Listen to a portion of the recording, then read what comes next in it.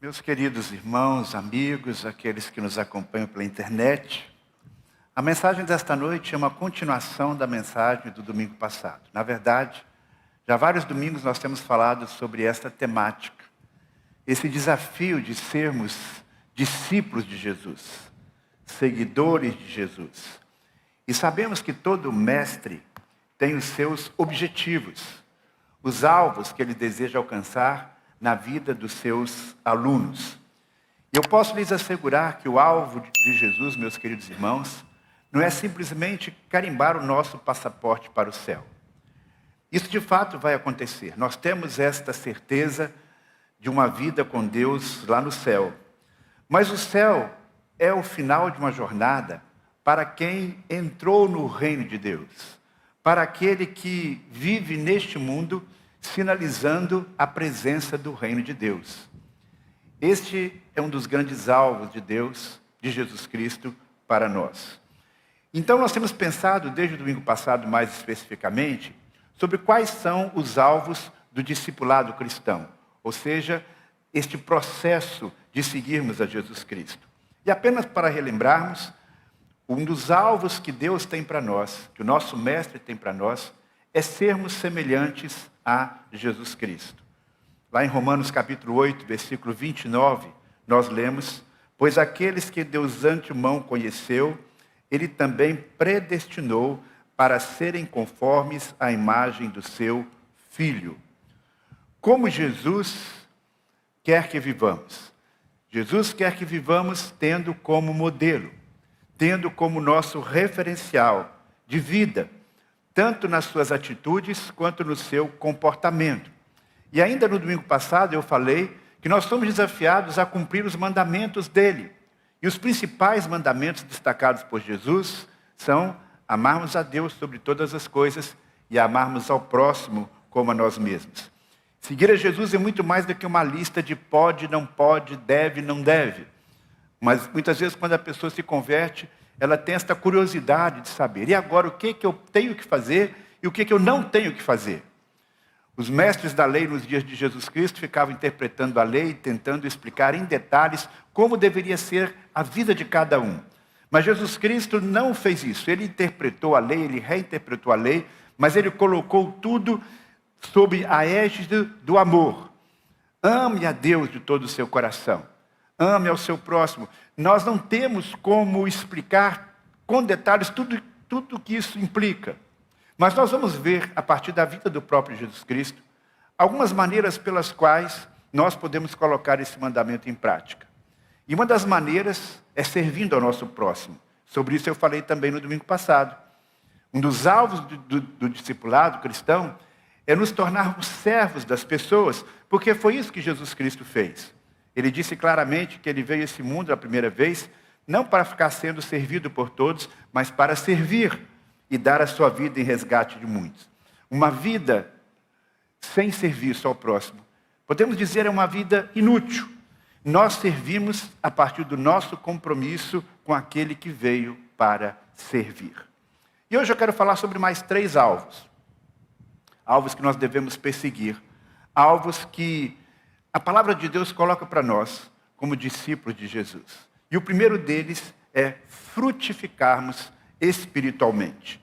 Jesus ensina claramente que os seus discípulos devem produzir frutos.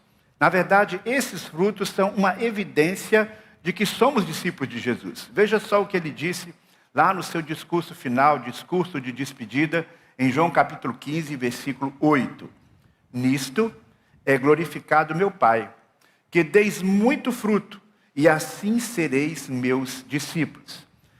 Esse alvo do discipulado indica claramente que nós não somos chamados apenas para termos uma crença. Envolve um comprometimento de vida, moldado pela fé, moldado pelo amor a Jesus. Deus espera de nós, Jesus Cristo espera de nós uma vida frutífera. Que sementes nós devemos cultivar no nosso coração, na nossa vida interior, para manifestar frutos espirituais? Que frutos são esses que vão glorificar a Deus? É importante lembrar que Jesus Cristo viveu a sua vida pleno do Espírito Santo. Na verdade, o Espírito Santo já habitava nele desde o seu nascimento. Houve um momento especial em que esta presença do Espírito Santo se revelou ainda mais clara. Foi manifesta às pessoas ao seu redor quando Jesus Cristo foi batizado. Os primeiros cristãos esperaram uma manifestação especial, uma vinda especial do Espírito Santo, para que eles pudessem então começar a cumprir a sua missão. Eles já tinham consciência de quem era Jesus, eles já estavam dispostos a sair pregando o Evangelho, mas eles esperaram até que veio o Espírito Santo sobre eles. E qual foi a evidência do Espírito Santo? Naquele primeiro momento, eles falaram em línguas estrangeiras. Mas depois, em outros momentos, essa não foi a marca que os acompanhou. Não são sinais, não são milagres, não é um falar em língua que manifesta esta plenitude, esta presença do Espírito Santo na nossa vida.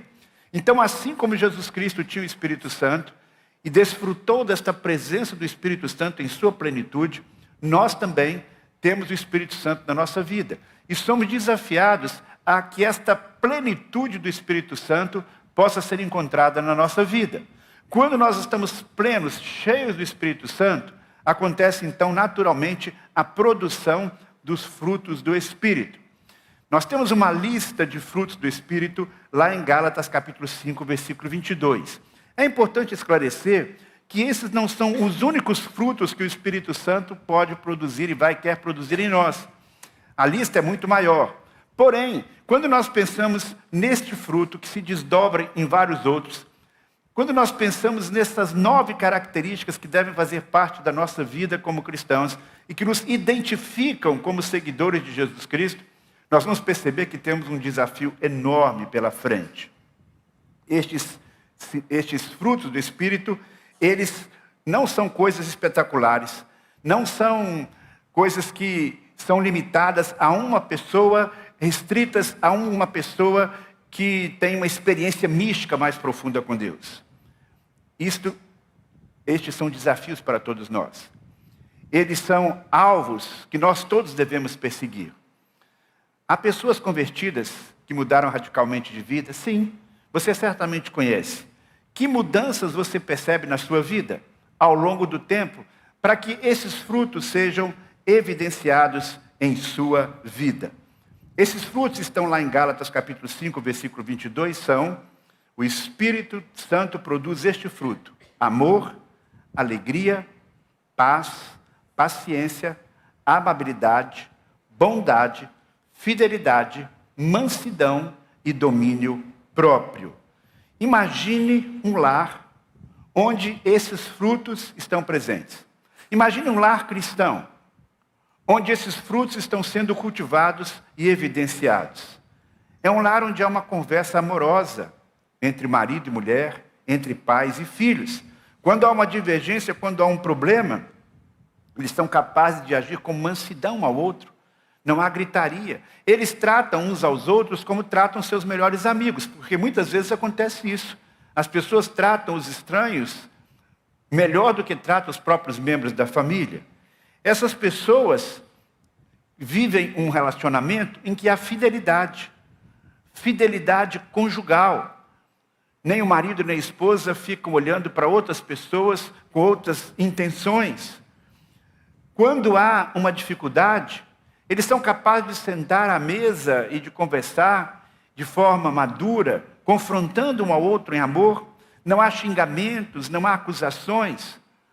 Eu estava aconselhando recentemente uma família e eu disse: existem algumas palavras que são quase que palavras mágicas, que são capazes de resolver uma série de situações quando ditas com sinceridade. Quando você é capaz de dizer: minha querida, meu querido, eu errei. Ou então, você me perdoa. Ou eu amo você. Então, o cuidado com a comunicação é o que a palavra de Deus está dizendo. Quando você trata com amabilidade. Quando você é capaz de perceber a necessidade do outro. E você então vai ajudar o outro, sem que o outro peça uma ajuda. Grande parte dos problemas conjugais, grande parte dos problemas familiares, meus queridos irmãos, num lar cristão, eu não tenho dúvidas algumas que seriam resolvidos quase que automaticamente na medida que esses frutos do Espírito fossem cultivados na nossa vida. E o que dizermos do autocontrole? O último fruto que aparece aqui é o domínio próprio. Domínio próprio que se aplica em tantas áreas da vida. Domínio próprio contra a pornografia, domínio próprio contra os jogos, domínio próprio em relação à bebida, domínio próprio em relação à comida, domínio próprio em relação ao uso do celular, das redes sociais. Se você olhar atentamente todas essas características, e se a gente consegue de fato cultivar isso da vida de fora para dentro, a nossa vida é completamente transformada. E nós demonstramos assim que estamos frutificando e demonstrando assim o nosso compromisso com Jesus, que é o nosso grande modelo. Porque tudo isso que aparece como fruto do Espírito Santo, nós podemos ver na vida do Senhor Jesus. Olhe para Jesus e você vai perceber todas essas características na vida dele. Portanto, meus queridos irmãos, este é o grande desafio. Mas este desafio nós não alcançamos sozinhos. Esse desafio de frutificarmos e caminharmos em direção a Jesus Cristo, Deus coloca perto de nós outras pessoas que nos ajudam nessa jornada. Os primeiros discípulos beberam diretamente da fonte. Eles conversaram com Jesus, eles receberam de Jesus a instrução, eles tinham Jesus ali como modelo vivo de tudo aquilo que ele ensinava. Os demais irmãos, os apóstolos, foram depois capacitados e foram fonte de inspiração para as demais pessoas. O próprio apóstolo Paulo chegou a dizer: vocês podem olhar para mim, sejam meus imitadores como eu sou de Cristo. E ele orienta a Timóteo e orienta a outras pessoas o seguinte: olha, que vocês possam modelar a sua vida a partir de Jesus e que vocês sejam exemplos para os outros. Deus, então, não nos chama para uma caminhada em que sozinho vamos conseguir isso. Além da ação do próprio Espírito Santo na nossa vida, a Bíblia diz que Deus designou alguns para apóstolos, outros para profetas, outros para evangelistas, outros para pastores e mestres. Eles são responsáveis por preparar o povo santo para realizar a sua obra e edificar o corpo de Cristo, até que todos alcancemos a unidade que a fé e o conhecimento de Filho de Deus produzem e amadureçamos, chegando à completa medida da estatura de Cristo. Observe o final aí desse texto. Ele está dizendo que Deus levanta pessoas, pastores, líderes, mestres, que vão nos ajudar, que vão nos incentivar, que deverão ser um modelo para nós de tudo isso, para que nós possamos ir crescendo espiritualmente, para que sejamos semelhantes a Jesus. O alvo é um alvo desafiador. É no campo moral, no campo espiritual, sermos semelhantes a Jesus. Na sequência desse texto de Efésios, nós ainda temos claramente a seguinte orientação: falaremos a verdade em amor, tornando-nos em todos os aspectos cada vez mais parecidos com Cristo, que é a cabeça. Efésios 4:15. O alvo, então, meus irmãos, é frutificarmos. O alvo, então, é frutificando, crescermos espiritualmente. E o crescimento espiritual, ele pode até certo ponto ser medido, não pelas quantidades de vezes que você vem a uma igreja, não por quantos ministérios você participa, mas se na sua vida esses frutos estão surgindo, eles estão aparecendo na sua casa, no seu trabalho, no seu ambiente de estudo, onde quer que você esteja. Mas um outro alvo importante na vida de um discípulo de Jesus Cristo é que possamos viver em comunidade e em unidade. Veja só o que Jesus Cristo falou também nesse último sermão.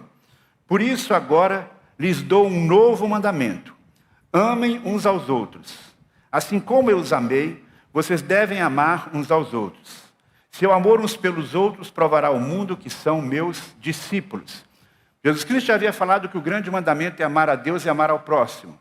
Agora ele coloca algo ainda mais desafiador. Ele diz que devemos amar uns aos outros. Devemos amar aqueles da nossa família espiritual de uma forma diferenciada. É interessante que Jesus Cristo não se relacionou apenas com as multidões. Jesus Cristo se relacionou de forma mais específica, de uma maneira mais intensa, com os seus discípulos, com o grupo apostólico. E ele chega a afirmar: eu estou dando um novo mandamento. O amor ao próximo é um mandamento antigo. O amor que vocês devem ter uns pelos outros é um amor diferenciado. Que vocês possam cuidar uns dos outros. A vida cristã, meus queridos irmãos, não é uma caminhada solitária. O próprio Cristo, quando andou entre nós, ele teve esse grupo que ele caminhou de forma mais próxima, mais específica. E esse grupo, então, se relacionou com ele de uma intimidade extraordinária. E é isso que Jesus deseja com cada um de nós. Um dos maiores equívocos que alguém pode cometer é pensar que pode caminhar sozinho. É pensar que pode andar sem estar na companhia dos seus irmãos. Por isso que nós enfatizamos a participação nos cultos. Por isso que nós enfatizamos a participação nos pequenos grupos. Por isso que nós temos enfatizado, especialmente nos últimos tempos, a importância de você ter alguém que seja um companheiro de caminhada de vida cristã. Alguém com quem você possa partilhar os desafios da vida cristã. O desejo de Deus é que nós possamos crescer juntos, ajudando uns aos outros, ajudando a sermos esta pessoa que Deus planejou que sejamos. Que nós possamos todos, cada um de nós, ter pelo menos um companheiro de vida cristã. Alguém com quem você abre o seu coração. Alguém que conhece a sua realidade. Alguém que ora por você. E ajudarmos uns aos outros, dentro das nossas possibilidades, de uma forma mais pessoal. Assim se cultiva a comunhão cristã. Esse é um dos alvos. Caminharmos juntos, caminharmos em intimidade. Quanto maior for a sua intimidade com seu irmão, maior vai ser a sua comunhão espiritual com ele e com Deus. Fica então esse grande desafio que Jesus Cristo colocou em prática quando ele conviveu mais de perto com os 12 discípulos e conviveu ainda com mais intimidade com 3 deles. Jesus Cristo então mostra para a gente e com a sua própria vida exemplifica este princípio. O discipulado não é uma caminhada solitária. É uma caminhada entre irmãos. É uma caminhada com irmãos. Em terceiro e último lugar, o objetivo de Jesus no discipulado não é que possamos ficar, então, por conta deste tratamento diferenciado, presos numa bolha, isolados do mundo. Nós temos esse desafio da comunhão fraternal, nós temos o desafio da unidade da igreja, mas nós temos também um outro desafio, e talvez maior do que esse da comunhão, muito maior. Talvez este seja o aspecto da pessoa de Jesus, para mim, mais fascinante, mais desafiador. Jesus Cristo quer que possamos tratar os marginalizados e os pecadores com misericórdia. De todos os aspectos da vida de Jesus, para mim esse é o mais difícil e o mais surpreendente. É importante lembrarmos que a sociedade judaica era, de modo geral, uma sociedade muito legalista. Era uma sociedade muito religiosa. E os mestres da lei interpretavam a lei sem considerar o espírito da lei. E eles, então, tinham uma atitude de grande crítica, de julgamento, de reprovação, de isolamento, com relação a todos aqueles que eles achavam que não estavam cumprindo a lei e nem se esforçando por cumprir a lei. Eles criaram barreiras enormes entre as pessoas, separando-os entre santos e pecadores. Qual o comportamento de Jesus? Que causou mais questionamento, que causou mais estranheza durante os dias que ele esteve aqui na terra. Qual foi o mais difícil de entender? E talvez qual seja ainda o mais difícil de ser praticado por nós, seus seguidores? A maneira como ele tratou os marginalizados. Ele os tratou com compaixão. Ele os tratou com respeito, desafiando muitas vezes até as normas sociais do seu tempo. Ele frequentemente, conscientemente, se aproximava daqueles que eram excluídos, desprezados pela sociedade, muitas vezes por causa do seu comportamento moral. Em vez de evitar essas pessoas, como a maioria dos religiosos, Jesus Cristo oferecia para elas perdão, cura, inclusão. Alguns exemplos bem claros desta postura de Jesus. Lembra-se do chamado que ele fez a Mateus? Quem era Mateus? Mateus era um cobrador de impostos. E ele fazia parte de um desses grupos marginalizados pelo povo. Quem é que gostava de um judeu que se prestava a cobrar impostos exorbitantes para o Império Romano? Estes homens eram vistos como os piores pecadores e traidores. Pois bem, foi um desses homens que Jesus Cristo convidou para fazer parte do colégio apostólico. E lá em Mateus capítulo 9, versículos de 9 a 13, nós lemos: enquanto caminhava, Jesus viu Mateus sentado na coletoria de impostos e chamou dizendo: segue-me. Imediatamente, Mateus deixou o seu posto de trabalho e seguiu Jesus. Esse ato de prontidão por parte de Mateus demonstra a sua disposição em deixar uma vida materialmente lucrativa, mas socialmente mal vista, para começar a caminhar com Jesus. E houve logo depois, então, uma refeição. Mateus convidou os seus amigos cobradores de impostos para um grande banquete. E veja só o que aconteceu. Mais tarde, na casa de Mateus, Jesus e seus discípulos estavam à mesa, acompanhados de um grande número de cobradores de impostos e pecadores. Quando os fariseus viram isto, perguntaram aos discípulos: por que o seu mestre come com os cobradores de impostos e pecadores? Jesus ouviu o que disseram e respondeu: não são os que têm saúde que precisam de médico, mas sim os doentes. Eu não vim para chamar justos, mas pecadores. Este texto, meus queridos irmãos, ele nos desafia tremendamente. Porque Jesus Cristo não está prioritariamente buscando aqueles que se acham sadios, aqueles que se acham bons. Nós temos essa tendência de buscarmos pessoas que sejam moralmente boas, que possam acrescentar alguma coisa à nossa vida, com quem nós tenhamos afinidade emocional, afinidade espiritual, afinidade social. Mas Jesus Cristo nos convida para irmos além, para incluirmos nos nossos relacionamentos pessoas que nós nunca incluiríamos, mas que são pessoas que são importantes para Deus. É interessante que este mesmo convite, ou essa mesma inclusão, ele fez com outro cobrador de impostos, que foi Zaqueu. E no convívio com Jesus, ambos mudaram a sua vida. Jesus, então, escolheu alguém marginalizado para ter um relacionamento com ele, um relacionamento que pudesse transformá-lo. Este encontro, ou estes encontros, tanto de Mateus quanto de Zaqueu, simbolizam exatamente o alcance da graça de Deus. Este amor de Jesus, a misericórdia divina. Mas não apenas cobradores de impostos eram mal vistos e criticados por estarem fora do padrão da lei, por serem considerados traidores da pátria. Havia outras pessoas discriminadas, como, por exemplo, grande parte das mulheres. Especialmente uma mulher que não vivesse dentro da sua casa, com o seu marido, tendo uma vida recatada e digna. E aí nós vamos encontrar Jesus com uma mulher cujo nome nós nem sabemos. É conhecida como mulher samaritana. A história dela está lá em João, no capítulo 4, do versículo 1 a 26. E Jesus Cristo chega e começa a conversar com aquela mulher. Uma mulher que estava ali sentada à beira de um posto, estava num posto ali, e Jesus sentado na beira daquele posto, num horário que não era usualmente o horário que as mulheres iam para tirar água.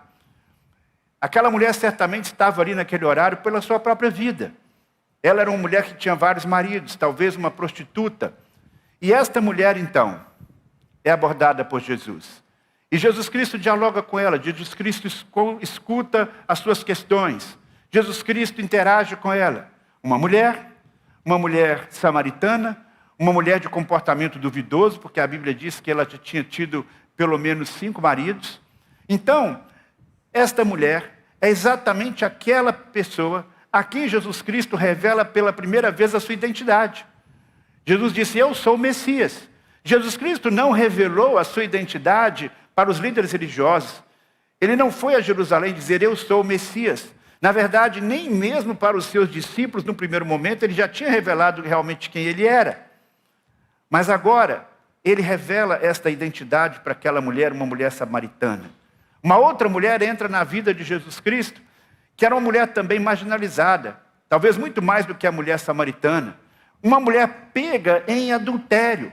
E Jesus Cristo, então, dá a ela a chance de arrependimento, de mudança de vida, mas, ao mesmo tempo, a protege das pedradas e das acusações de tantas pessoas que estavam ali para julgá-la e condená-la. O que dizer de Jesus no contato com os leprosos? Esse era um outro grupo marginalizado. Os leprosos eram isolados da sociedade por sua condição, tanto emocional quanto física. Eles viviam alijados. Mas quando um leproso chegava perto de Jesus, Jesus não corria. Jesus não mandava que ele ficasse distante, pelo contrário. Algumas vezes Jesus Cristo chegou até mesmo perto dele e o tocou, e conversou com ele, e interagiu com ele. É interessante que líderes religiosos, comunidades religiosas no dia de Jesus Cristo, expulsavam qualquer leproso que se aproximasse.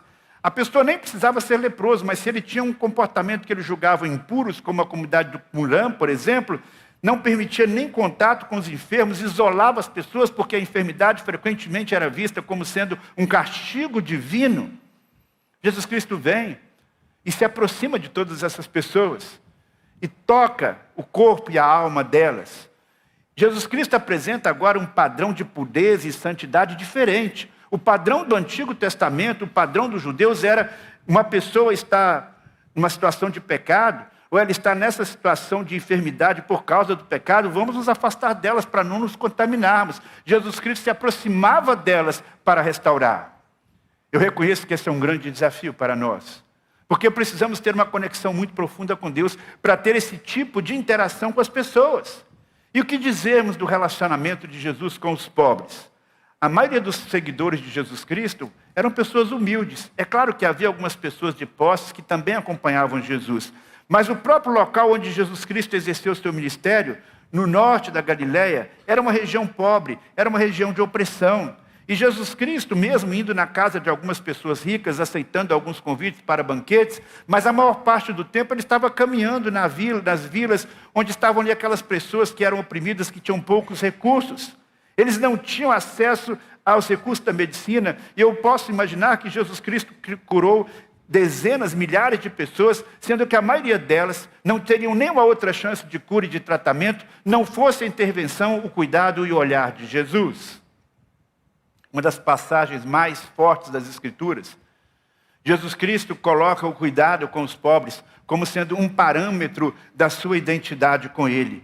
Ele chega a se colocar na posição daquele que está numa posição de vulnerabilidade. Na parábola que ele contou sobre o juízo final, lembram o que ele disse? Porque eu tive fome e me deste de comer, tive sede e me deste de beber, era estrangeiro e me acolheste. Quem é que está nessa condição? Não é uma pessoa rica, não é uma pessoa famosa, não é uma pessoa que tem muitos recursos e meios para a sua própria sobrevivência. Jesus, então, aqui se identifica com os pobres e os marginalizados.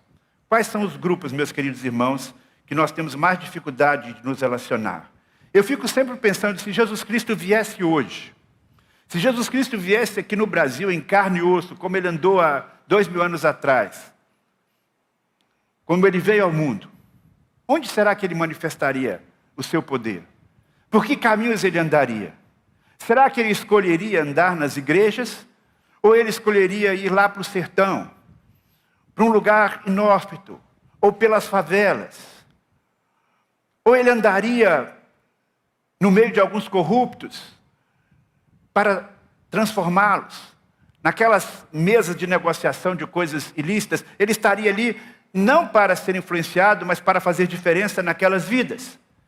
Ele andaria no meio dos adúlteros, ele andaria no meio dos gays, ele andaria no meio daqueles que vivem uma vida de violência. Temos que admitir que não é fácil para nós nos relacionarmos com determinados grupos, porque preferimos gente de bem, gente honesta, pessoas com os nossos padrões morais. Nesse ponto, Jesus Cristo é completamente desconcertante. É claro que nós temos que ter amizades com cristãos maduros, com pessoas que abençoam a nossa vida e com quem nós podemos abençoar. Mas o que eu quero destacar, meus queridos irmãos, é que como seguidores de Jesus Cristo, nós não podemos ignorar essa realidade.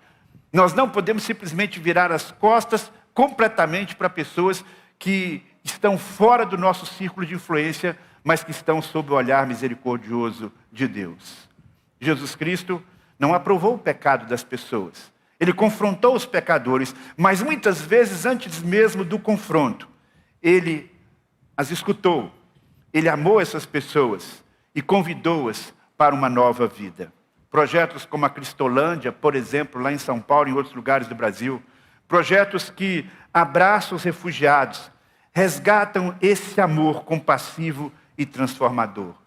Precisamos então pedir a Deus esta sabedoria, esta graça, porque talvez esse seja o maior desafio que enfrentamos como discípulos de Jesus Cristo. Eu reconheço, a partir da minha própria experiência, que nem sempre é fácil demonstrarmos misericórdia. É muito mais fácil combatê-los, é muito mais fácil apontar os seus erros, é muito mais fácil apontar as consequências dos seus pecados para a vida de uma nação. Mas precisamos ter muito discernimento, muita sabedoria, muita unção do Espírito Santo e, acima de tudo, muito amor, para sermos semelhantes a Jesus, convivendo com todas as pessoas e sendo bênção na vida delas. Hoje nós avançamos um pouco mais nesta compreensão dos alvos que nós temos como discípulos de Jesus Cristo. Alvos que Jesus Cristo propõe para nós a partir da sua própria vida. Não apenas através daquilo que ele falou, mas através da maneira como ele viveu. E vimos nesta noite 3 importantíssimos alvos. Termos uma vida plena do Espírito Santo, uma vida que manifesta os frutos do Espírito Santo, uma vida frutífera. Temos uma vida de comunhão com os nossos irmãos, uma comunhão diferenciada, uma comunhão que nos faz aprender uns com os outros e ajudar uns aos outros, servir uns aos outros, abençoar uns aos outros. Mas, ao mesmo tempo, não podemos viver presos nessa bolha. Ainda que sejamos fortalecidos e abençoados nesta comunhão com os nossos irmãos, nós precisamos olhar para fora. Ver as pessoas que estão carentes, longe do projeto de Deus, longe dos caminhos de Deus, e nos colocarmos como esta ponte entre eles e o amor misericordioso do nosso Pai. O meu desejo é que Deus nos dê sabedoria e, acima de tudo, coloque no nosso coração um amor tão intenso quanto aquele que moveu o coração de Jesus em relação aos necessitados. Porque, na verdade, no fundo, todos nós somos necessitados. Sobre isso falaremos no próximo domingo. É importante que você, como discípulo de Jesus Cristo, tenha consciência dessas verdades. Não apenas tenha consciência, mas que isso seja objeto da sua oração, da sua reflexão, para que você siga Jesus com fidelidade. Que Deus nos abençoe. Amém. Vamos mais uma vez falar com o Senhor? Feche os seus olhos, curve a sua fronte em oração neste momento. Querido Pai do céu, como precisamos da Tua graça, como precisamos, ó Pai, da Tua sabedoria e do Teu amor invadindo os nossos corações de tal forma que esse amor possa transbordar para as pessoas ao nosso redor. Eu peço isso para a minha vida, Pai. Eu peço isso para a nossa igreja. Eu peço isso para cada pessoa que está aqui e aqueles que têm ouvido esta mensagem nesta hora, Senhor. Para que o Teu Santo Espírito mesmo nos dê uma visão clara de como podemos viver uma vida frutífera. Que esses frutos que a Tua palavra apresenta possam ser de fato buscados em nossos viver diários. O amor, a mansidão, a alegria, a longanimidade, a fidelidade, o domínio próprio, a amabilidade. Ajuda-nos, Pai, a vivenciar isso a partir da nossa própria casa. Ajuda-nos a vivenciar isso na igreja. Ajuda-nos a vivenciar com esse perfil, com essas atitudes. Mostrar esses frutos, onde quer que estejamos. Eu peço também, Senhor, que nos mostre a importância e nos ajude a viver em comunhão verdadeira com os nossos irmãos. Uma comunhão em que nós somos fortalecidos e abençoados uns com os outros. Em que nós abrimos o nosso coração e expomos aquilo que estamos passando, sentindo e o nosso desejo de crescer espiritualmente. E que sejamos abençoados com oração e com exemplo dos nossos irmãos. E que sejamos exemplos para outros também. Para assim praticarmos esse discipulado mútuo, Senhor. Mas eu te peço, Senhor, que esta nossa comunhão gostosa, fraterna, não nos isole da realidade do mundo.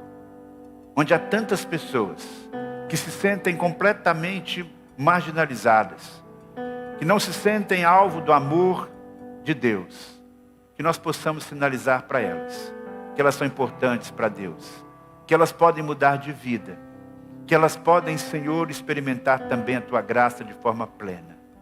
Ajuda-nos, Pai, a viver isso com muita sabedoria e no poder do Teu Santo Espírito. É o que eu te peço para a minha vida e para a vida dos meus irmãos, em nome de Jesus. Amém, Senhor. Que Deus nos abençoe.